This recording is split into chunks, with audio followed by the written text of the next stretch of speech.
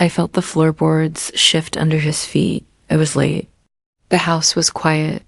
He thought I was asleep, but when his hand brushed my shoulder, I didn't move. I didn't want to. Before we go on, hit like and subscribe if this kind of story lingers. With you, some of the quietest moments are the ones we never forget. Let's go back. Caleb wasn't supposed to stay long. He was a friend of my cousin, Mia, just needing a place to crash for a couple of weeks in Asheville while his condo was being remodeled.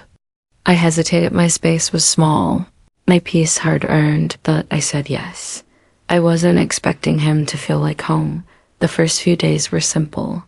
Polite mornings, shared dinners, casual check-ins. He was thoughtful, quiet in the best ways. He moved like someone used to carrying his own weight, gentle, self-aware, calm, but it wasn't just that. It was how he spoke to me. Low, easy, never in a rush. The way he leaned just slightly closer when I talked, how he listened like nothing else mattered in the room. The tension grew slowly. A glance held too long, the warmth of a shared laugh. A brief touch on the counter that neither of us pulled away from fast enough. Then came that night. It had been raining. The air was still. We sat on opposite ends of the couch, a movie playing neither of us really followed. His arm was resting behind him. My foot brushed his by accident. Neither of us moved. Eventually, I stood, told him good night, but didn't quite close the bedroom door behind me. I climbed into bed, facing the wall, not expecting anything, but feeling everything. Then I heard him, quiet footsteps. Careful. The door creaked out. My heart raced, but I didn't move. He stepped in slowly. I could feel the air shift, the faint rustle of his shirt coming off, the soft sound of him setting it aside. He paused near the bed, not speaking. Then his weight dipped the mattress. "Ivy," he whispered, just above a breath. I kept still. I know I shouldn't be here. I just could not. His hand brushed lightly against my arm, waiting. I didn't flinch, didn't speak. I let him stay. He lay beside me carefully. His arm around my waist was hesitant, respectful, like he was giving me every chance to stop it. We didn't talk. There were no questions, just warmth, steady breathing, the quiet between us growing softer with every second. When I turned to face him, our eyes met in the dark.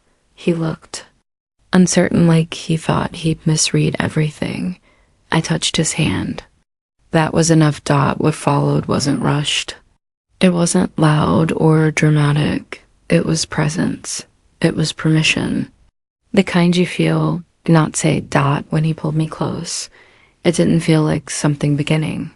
It felt like something that had been waiting to arrive. We didn't sleep much that night. Not because of anything wild or impulsive. Just because the quiet held so much. A storm passed outside. But in that room, there was only stillness. By the time the morning light softened through the window, I finally whispered, I wasn't asleep. He smiled quietly. I know, that was it. That was the beginning. He never moved into that downtown condo. The weeks passed and he just stayed. We made breakfast together, took walks through the pine-lined trails, laughed in the kitchen, lived. Like something we hadn't dared to say out loud. Sometimes, late at night, we'd be curled on the couch and he'd look at me and ask, "That night, you were awake the whole time?" I'd smile. "From the second you stepped into the room, why didn't you say anything?" Because I didn't want to scare it away. I'd say, "I wanted to see if you'd stay even if I didn't ask." And he always did.